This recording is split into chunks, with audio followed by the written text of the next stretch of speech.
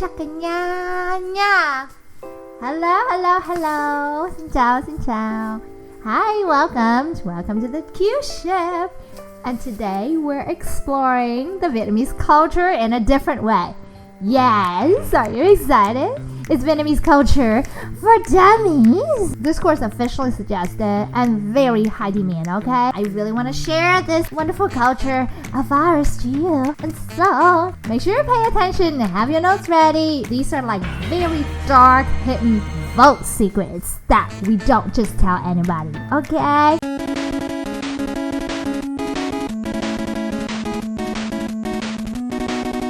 So, we are going to talk about Vietnamese superstitions, and I'm going to share with you guys 6 Vietnamese superstitions that I don't think a lot of you would really know about. Alright, let's get started. Số 1 nha! Number one. We have a tradition to burn gold.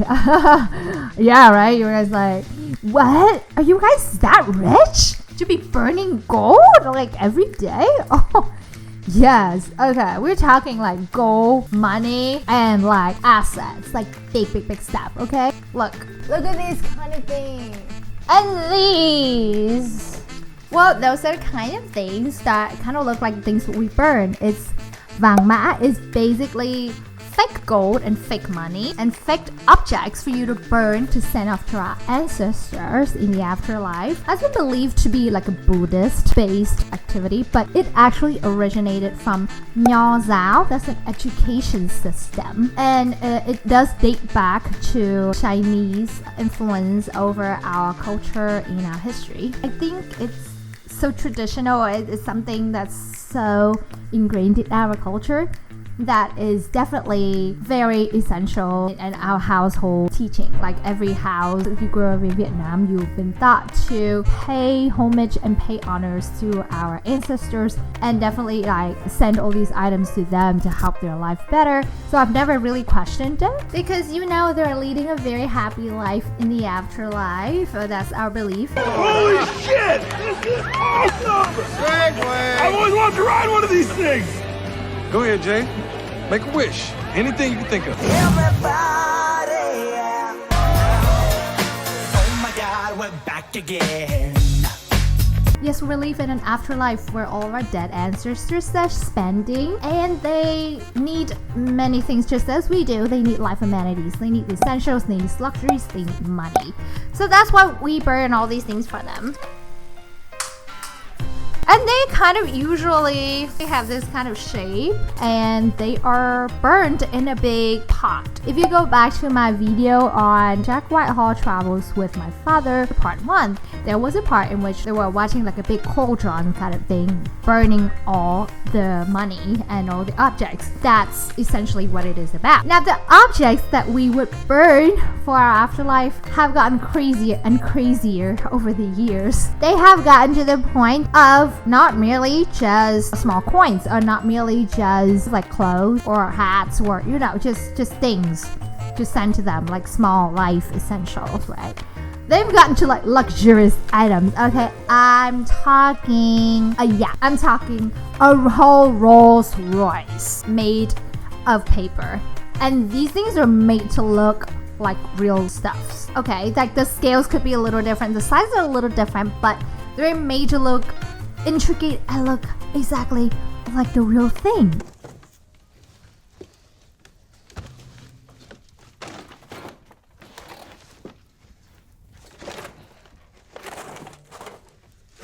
And I feel like it's been getting a little more frivolous. I find it strange to build up this whole idea of like an afterlife and like people needing all the things like we do here. So is the afterlife any different from now? I thought it was supposed to be way more magical. Like why would they still even need a vehicle, let alone a Rolls Royce, to move around in the afterlife? Hello? Oh, yeah, this is your uncle. Who? Yeah, calling from Afterlife Hotline. The what? Is your mom around?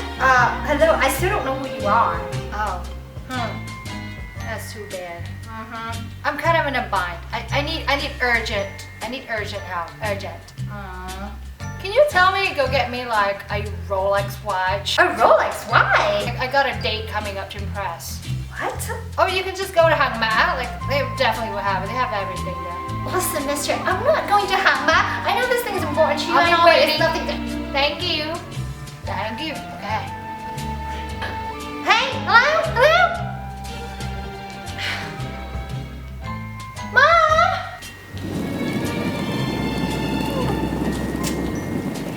Should always pull this up.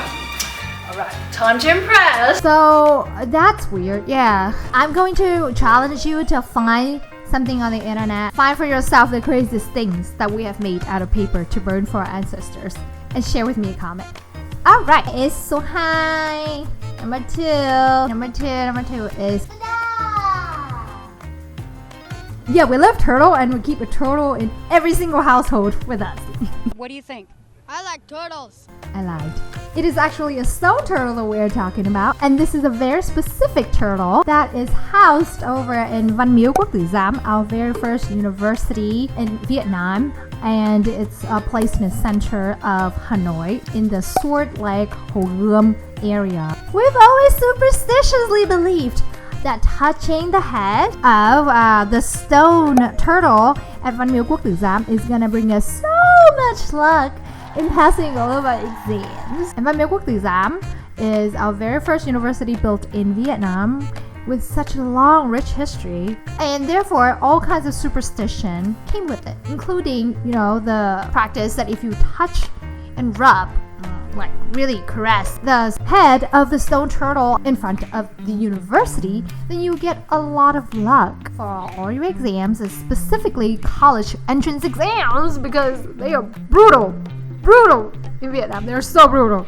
Anyway, so the college entrance exams are one of those big things. Your future, your academic future is gonna change overnight. But seriously, this practice has gotten on the news as completely discouraged. Được sờ đầu rùa, do đó nhiều đầu rùa đã bị đánh bóng.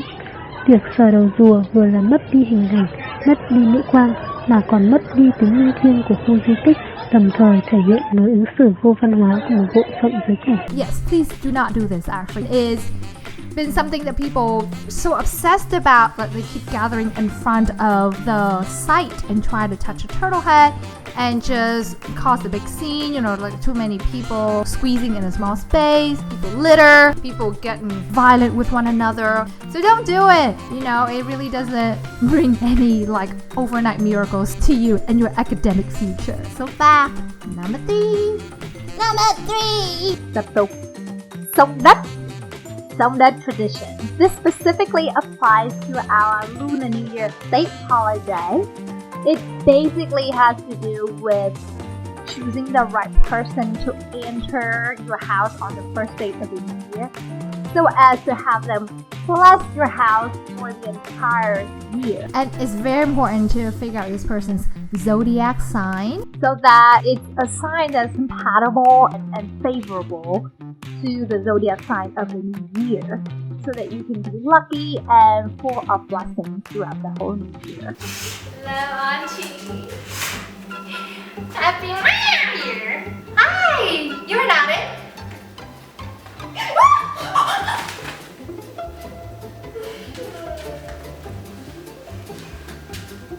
Hi, Auntie. Happy New Year. You're not it.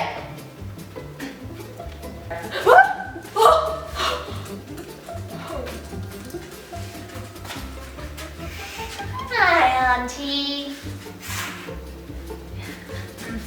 Happy New Year. Aw, no, you're not it.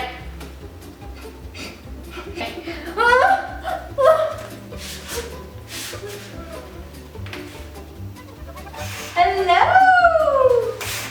Hello, Auntie. Happy New Year. And the most wonderful thing about Tucker is how the only one. Welcome, welcome. We've been waiting for you.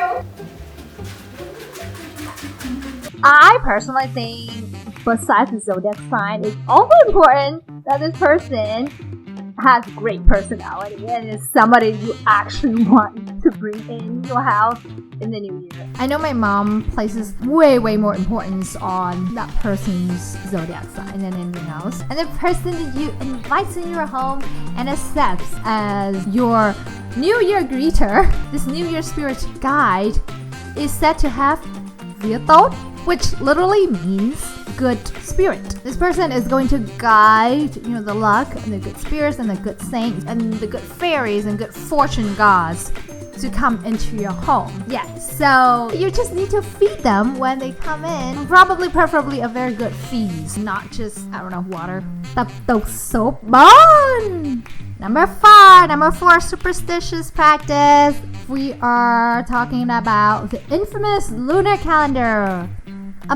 And our practice of choosing specific dates in the lunar calendar to plan out very important events for us, such as weddings, having a babies, and or even big financial decisions like buying a house. So this is somewhat actually very similar to Songdat, where Vietnamese people will look at the lunar calendar closely and plan a date for important events. And why this is so important is because we really believe in the zodiac signs, right? And we want all of our important events to go smoothly and will bring about just great blessings and good fortunes and lucks for the rest of the year.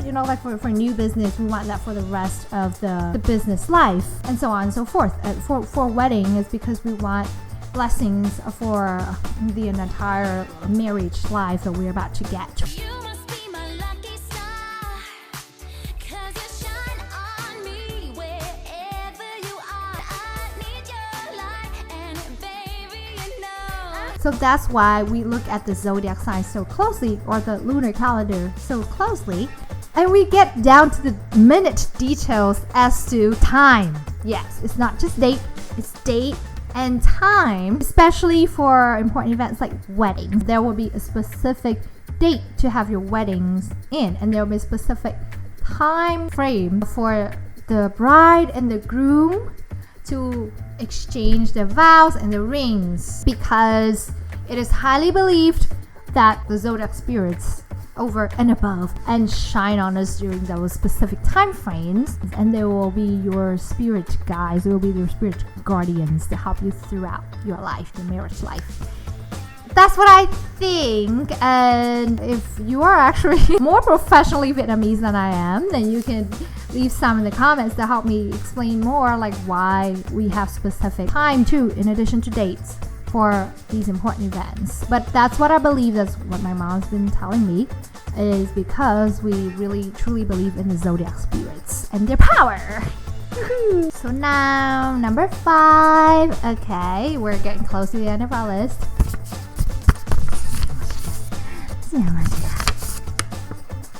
Huh? Well, there aren't any.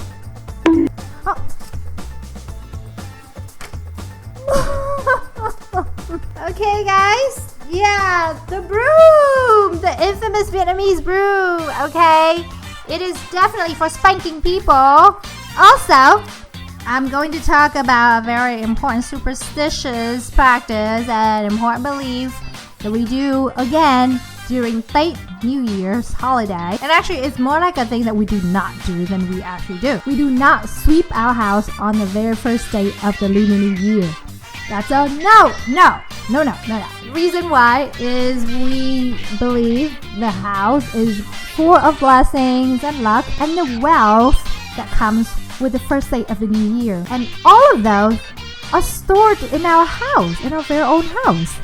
So we do not want to sweep them out. We keep everything in. So we stay dirty. I mean, if you're that lazy, normally people would clean before the new year, so that is already clean on the very first day of the new year, and you don't have to touch a broom or any other kind of cleaning again. And this applies to like cleaning surfaces and everything else too, like with a cloth. Like you do not sweep anything and you do not clean anything with the cloth. You just kind of keep the house as is. I have never seen this going one step above and being applied to like dishes. Like you can't do dishes during the first day of the New Year's holiday. But honestly, my family sometimes have done that. But it's more because we're too tired that we don't do the dishes. But I know some people actually think that they shouldn't do the dishes either, and I was just like, But I didn't mind this at all. I never complained about the fact that I don't have to sweep the house or clean anything during the first day of the New Year. But it worked for me. This next superstitious practice item is called chopsticks in rice bowl. I don't even know if that really is a name. It doesn't really have a name in Vietnamese, not a dedicated name like Song Dat, but it's basically this. This is not standing. It doesn't have that structural integrity like rice does. Okay, well, okay, it's standing. Okay. I give you a perfect chopstick in bowl rice illustration. This is a no-no. It's a no-no in our culture. I mean, I don't even know if it's like something culturally relevant. It's just a no-no in our own belief system in general. So that chopsticks in rice bowl looks a lot like our incense goblet on the altar for dead ancestors. And that's a no-no to present in our like regular daily like meals, okay? We believe by putting chopsticks in a rice bowl like that, it looks like we're inviting the dead to come dine with us. That's a little creepy, isn't it? That's just superstition. Who believes that? Yeah, I'm gonna do it. Ugh, you don't believe me? I'm totally gonna do it. I'm doing it right now. See, nothing happens.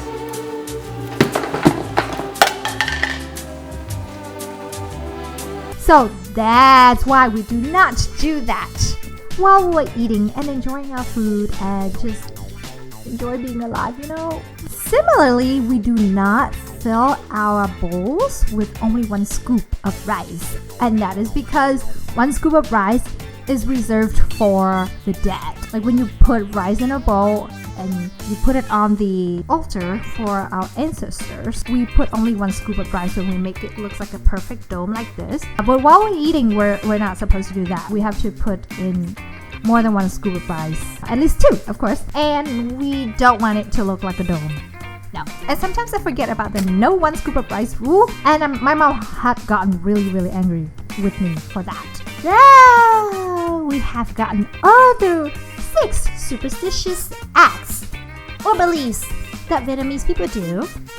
What do you think about them? Are you surprised by any of them? I'm sure you're surprised by like all of it, right? And what do you think about each of them? And are you familiar with them in some way? However, maybe it's something that you guys do also where you're from. So let me know in the comments. Do share that with me in the comments, okay? Do not forget the usual like my video and subscribe to my channel because that will really be so nice. And also, I hope you made it this far. Come on, you asked for longer videos. Yeah, well, definitely check out this next video, Jack Whitehall Travels with My Father, part 2. Yeah, you will see some of the things I was talking about in this part 2. Xin chào các bạn nha. Sao nha.